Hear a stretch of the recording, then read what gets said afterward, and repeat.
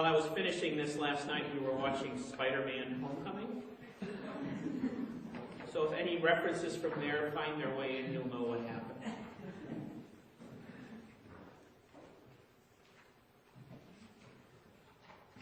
This reading from Luke is kind of a curious story. On the one hand, it's an outright story of a miracle being performed, a healing. But then there's this other element to it. Actually, several different elements. And I want to start examining it today by inviting you to take a little journey of imagination with me. Because I think to really appreciate the reading, you have to understand the personal and social context that it takes place in. And the best way to do that is to do a little kind of mental time travel. So I invite you just for a few moments to kind of close your eyes, let yourself go back, and imagine that you are living in the first century province of Judea. And for you, life is pretty good. You've got a roof over your head, you've got food in your belly every day, you've got family, you make a living. It's not a great living, you're not rich, but you make a living. And when you get up in the morning, you know what you need to do that day, and when you come home at night and you get ready for bed, you know what the next morning is going to bring. You have stability. You know what life is going to be. And then one day, you wake up, and when you're getting dressed, you spot some dry, flaky patches of skin on your body. And you look down at your hands, and you see these, they're like pale spots, and they itch. Itch like nothing you've ever known before. And you tell yourself, you look at it, and you tell yourself, oh, that's nothing. And you just wash a little bit harder, and you don't tell anyone. And a few days go by, and when you're getting ready again in the morning, you realize that some of those spots have gotten kind of hard. There are these nodules under the skin. And this cold feeling starts to come over you. You show them to your spouse, and your spouse immediately knows what's going on. Your spouse calls a priest, because that's who you call. Call the priest to come over, and the priest examines you, and immediately the priest knows what is wrong. The priest looks at your hands, and he looks at the rest of you where these other patches are starting, and the priest says, I'm afraid you have leprosy. And even as he says that, he steps back a little bit. And he looks at your spouse, and he looks at your children, who all been watching anxiously as he examined you, and he repeats the diagnosis. Leprosy. In Hebrew, the word is sarah. And more than just a word and more than just a disease, it's really kind of a social death sentence. Because when you have leprosy, in first century Judea, you are contagious, you are impure, and nobody wants to be around you. Nobody wants to take the chance of catching it. Nobody wants to take the chance that they themselves will become impure in the face of God. So they don't want to be around you, and more than that, they are not allowed to be around you.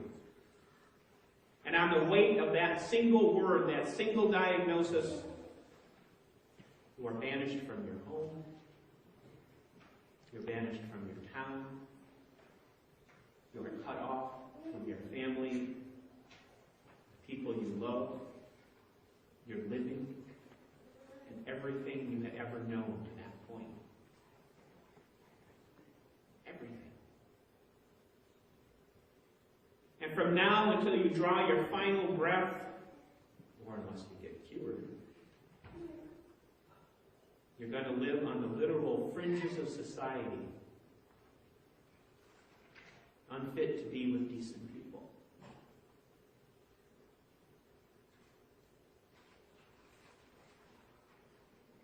And if you can appreciate that in any way as you imagine what it was like, if you can feel that emptiness that they must have felt and that hole in their lives as everything has crumbled around them, you maybe understand the desperation that the 10 lepers in today's story were feeling.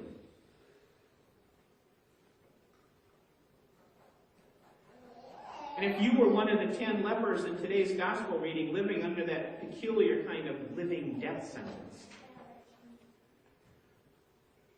maybe you could understand the excitement that they felt as things unfolded.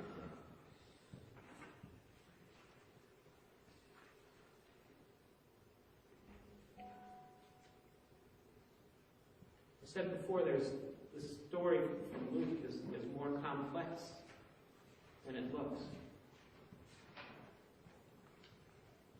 We have to look closely at what's going on. First of all, we have the simple story.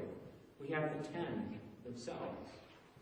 But right away it gets a little more complex because one of these 10, at least one of these 10, is a Samaritan. Remember, Jesus was not walking through Samaria, he was near Samaria, but not there. So that means that in this group of 10, it was a mixed group of Judeans and Samaritans. And these were people who were enemies. And what this tells us is that the struggle to survive for these lepers was so great that they would even band together with somebody with whom they had a long-standing feud, just to stay alive. So there's that. And then when the 10 approach Jesus, or actually they don't approach, they yell from a distance. They don't ask to be healed because that would be too much. They just ask for mercy. The Greek word that Luke uses is elio. And it means show compassion or take pity. So what they were really yelling to Jesus was, take pity on us. Show us mercy, Jesus. Acknowledge us at least. Just say something to us. And it's Jesus that takes the initiative and tells them to go and show themselves to the priests. Because the priests are the only ones who can pronounce them as cured. And at this point, if you can imagine any of the pain and separation that those lepers must have felt, you can understand how their hopes must have just soared at that. Even the hint that they were going to maybe be healed.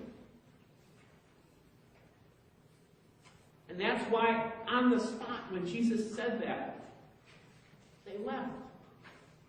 They went to go see the priest. And it's interesting because the healing, we're told, as Luke tells it, the healing happens as they're going to the priest. It happens after they follow Jesus' instructions. It's an active thing. It happens while they are in the act of following Jesus' instructions. So that's one thing. That's kind of a neat metaphor. It's a neat metaphor for the power of God in our lives when we allow God to direct us. And if that's all there was to the story, right there, that would be pretty neat. But then there's this twist. This twist I already kind of gave away. Because after they had left, and after they were on the road to see the priest, and they looked down at themselves and they realized that they're getting healed. One fun of him. Comes back and he throws himself at Jesus' feet and he starts thanking him up and down and sideways. And he is just overjoyed. And then Luke throws that kicker in. And this one was a Samaritan.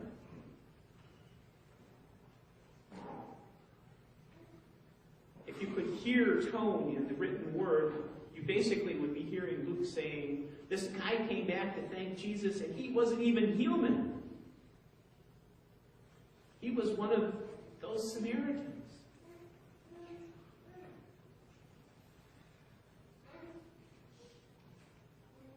This is interesting and important because for Luke's audience, the people that Luke was writing to, they were non-Jews.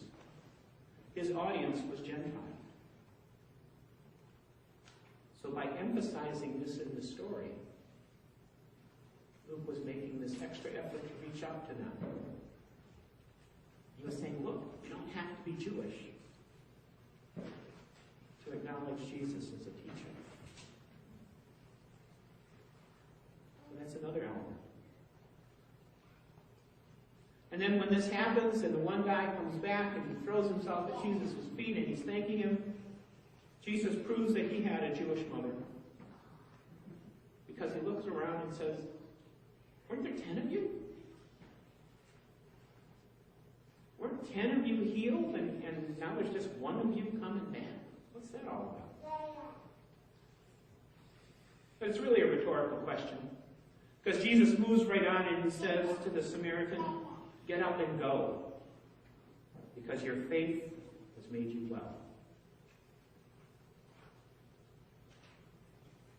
And we read that and we're left kind of going, We're told very clearly that all 10 were healed. And what's Jesus talking about? How your faith has made you well. Or is Jesus kind of hinting at maybe the other 9 when they get to the priests are going to have a bad surprise? Turns out, the explanation for that phrase, that particular phrase, hinges on the language. Because the phrase that Luke used that's translated as, in our particular translation, as your faith has made you well, in Greek, it is something close to what I'm going to say. Psypistis sozo sai. In addition to meaning your faith has made you well, it can also mean your faith has made you whole. Or your faith has saved you.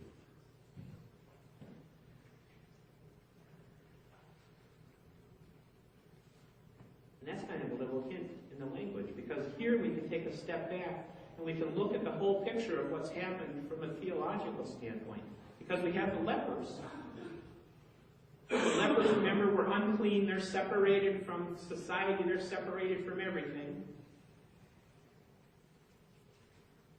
Just as we who are sinners are separated from God. And Jesus, in response to seeing their misery, Jesus shows grace. Just as God shows us grace in our misery as sinners. And he heals them from their sin. And one of them then recognizes what has happened. He recognizes the grace for what it is, which is undeserved, unasked for, unexpected. It's an expression of love from God that you never expected to have happen. And the one guy that recognizes that goes back to Jesus and thanks him.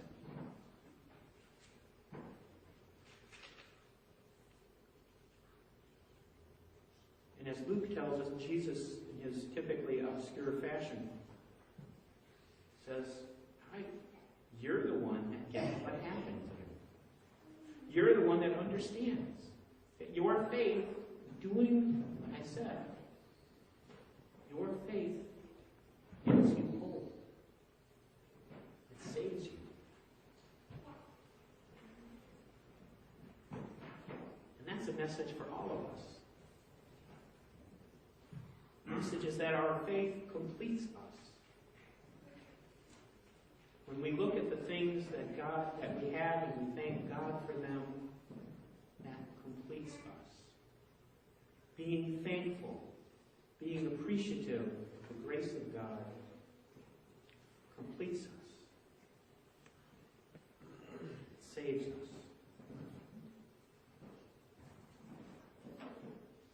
Remember, grace is the love that God pours out upon us. It's there before we ever take our first step to God. It's there when we accept Jesus as our Savior. And in a universe that is beyond our understanding and in a world that's beyond our control, God's grace is the one thing that we can count on.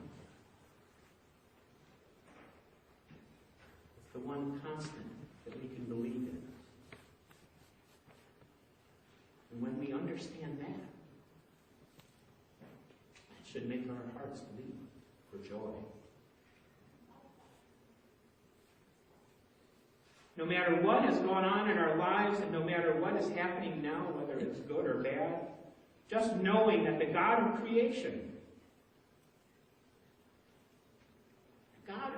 the God that called into being 100 billion different galaxies with 100 billion stars in each and more planets that we can imagine or count, that God knows each of us by name. That God loves each of us as his own lost children. And that is something to be thankful for. And instinctively, I think that in the story today, as Luke tells us, instinctively the leper knew this. He understood what had happened. And he returned to thank the one who had shown him such grace and love.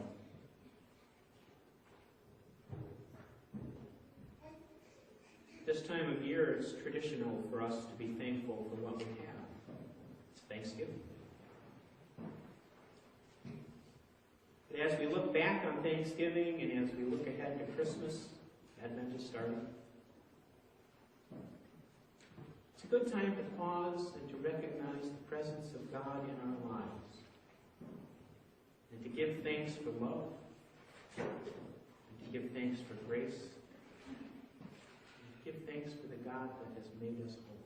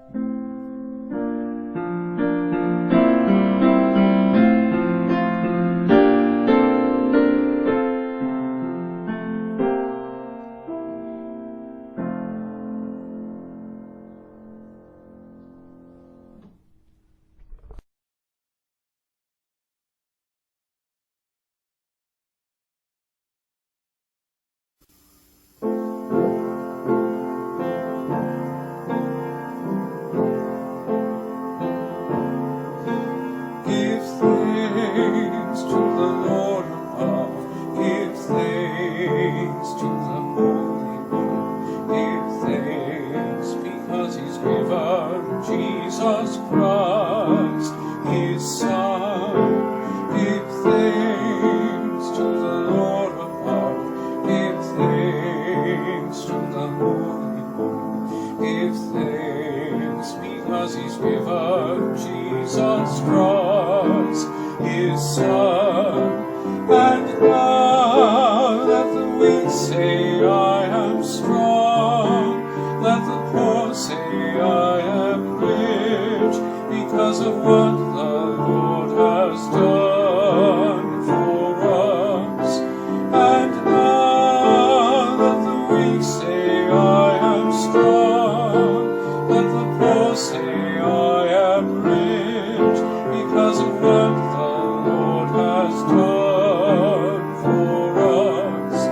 Give thanks to the Lord above. Give thanks to the Holy One. Give thanks because he's given Jesus Christ, his Son. Give thanks to the Lord above. Give thanks to the Holy One.